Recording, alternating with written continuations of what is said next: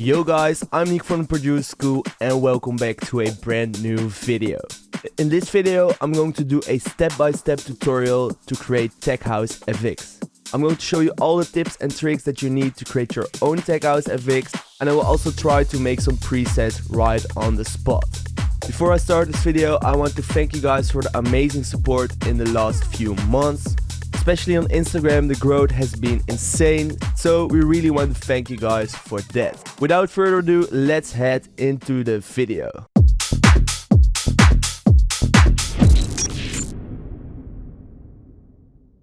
I'm going to demonstrate how to make different kind of FX in Serum.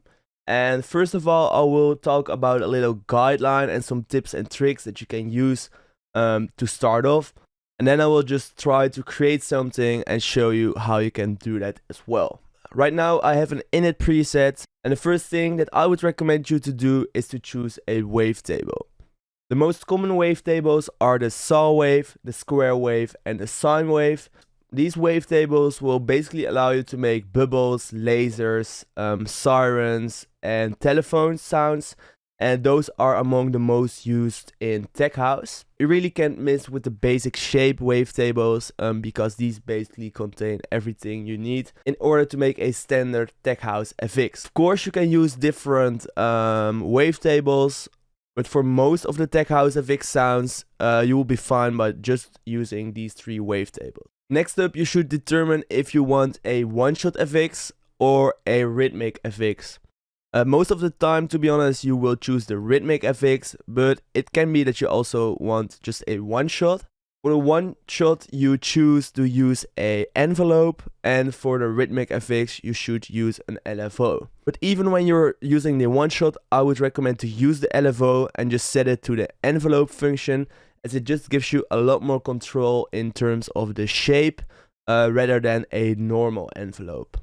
Let's start by creating a rhythmic FX. Let's turn the LFO mode to trigger, and now let's just keep the shape like this. And now you have to choose to which parameters you want to link the LFO.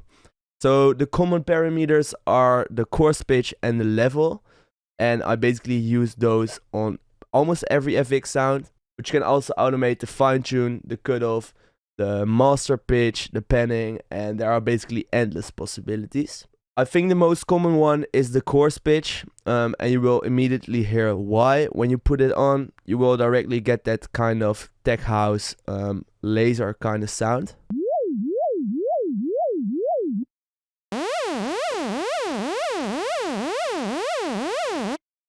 And in this part of the process, it's really important to know what kind of sound you want to make.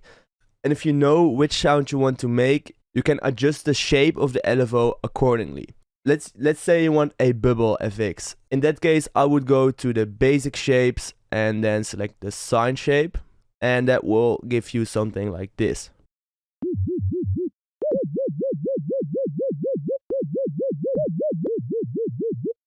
If you want more of a laser sound, you should use the saw shape.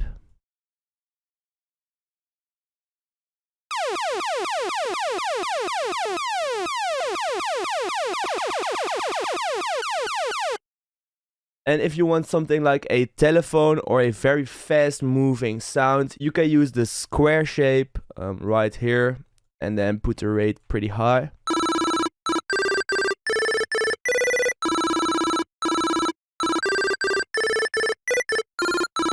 But then if you really want to start creating cool FX sounds, you should not limit yourself to one LFO, but you should use multiple ones on different rates that create a moving sound that changes all the time, and that just makes it an interesting FX sound. So let's suppose we have this standard wavetable and this LFO1 linked to the level on a 1/16th rate. That sounds like this.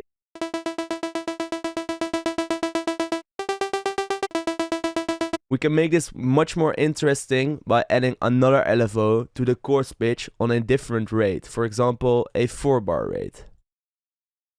I made it unipolar, so it just goes up to the amount that you set it, and then it goes back to the root note. And that sounds something like this.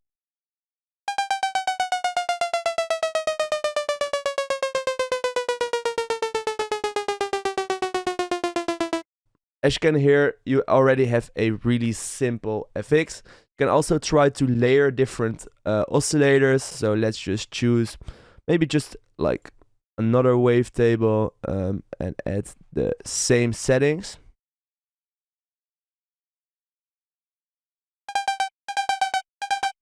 You can make it a bit detuned by manipulating the fine tune of both oscillators.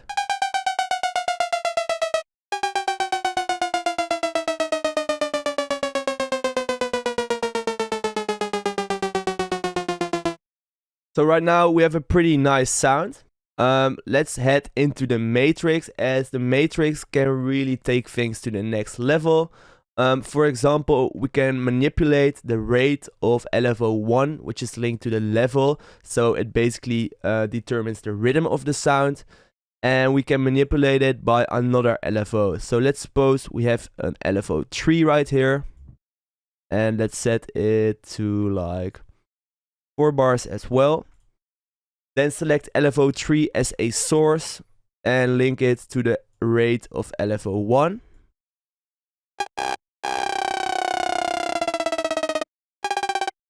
If you're automating the rate, I'd recommend to choose the BPM mode, because then it will sound much more smooth.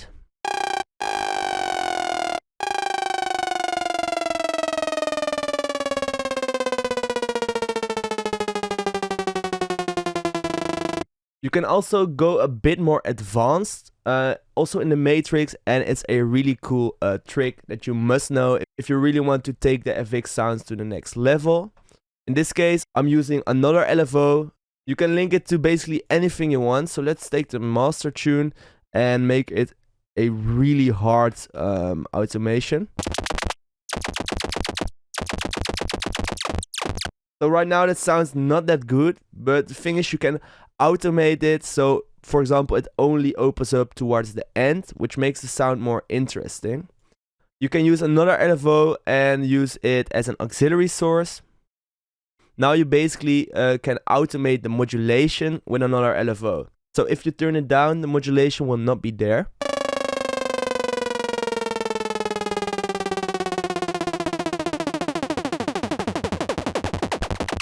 Now it's just a matter of trial and error. For example, you can link the LFO2 to the filter.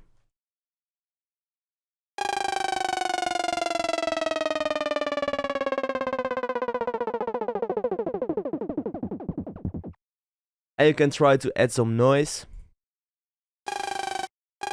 For example, in the same rhythm.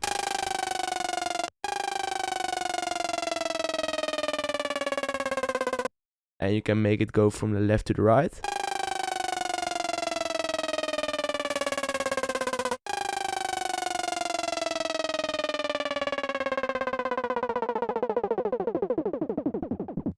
So now you have the FX sound, you can start adding some distortion, delay, reverb, and you can get creative with that as well.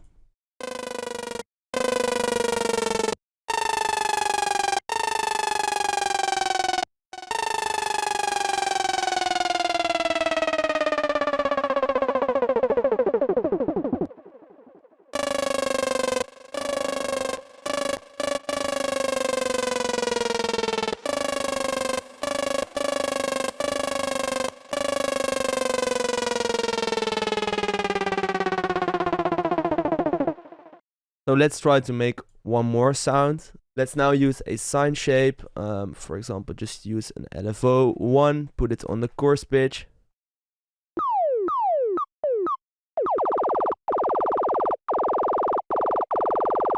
Turn this to a 4-bar rate and link it to the rate of LFO1.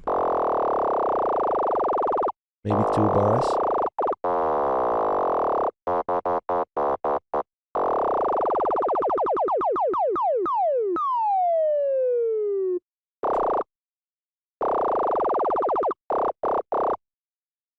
Add something like a downsample.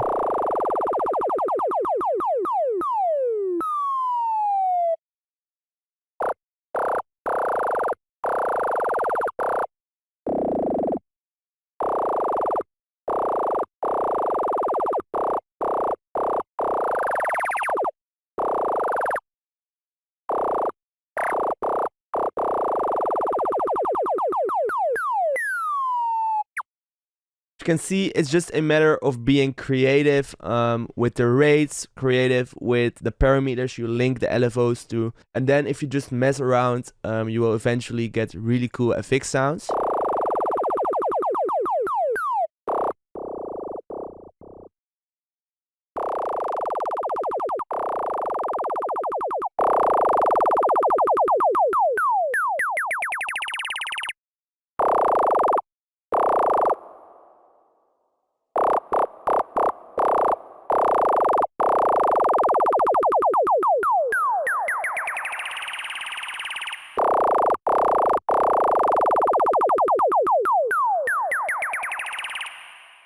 Also, you can try effects like a phaser or a flanger.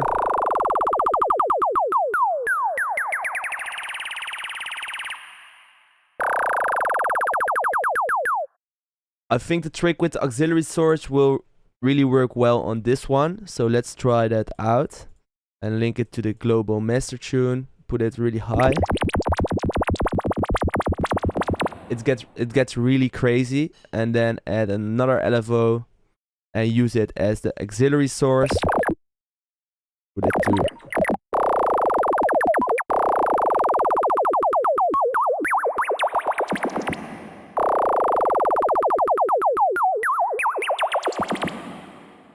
and in that way you can get really crazy FX sounds.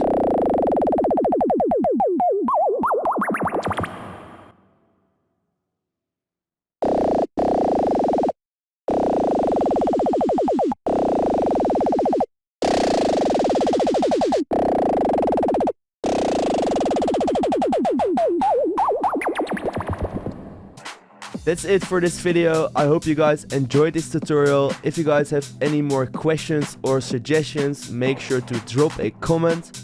If you're searching for some high quality tech house sound, go check out our sample pack Devotion, which contains everything you need for your next tech and minimal house track. Also make sure to follow us on Instagram to never miss new producer tips and tricks. And for now, I want to thank you guys for watching, and I see you guys in the next video.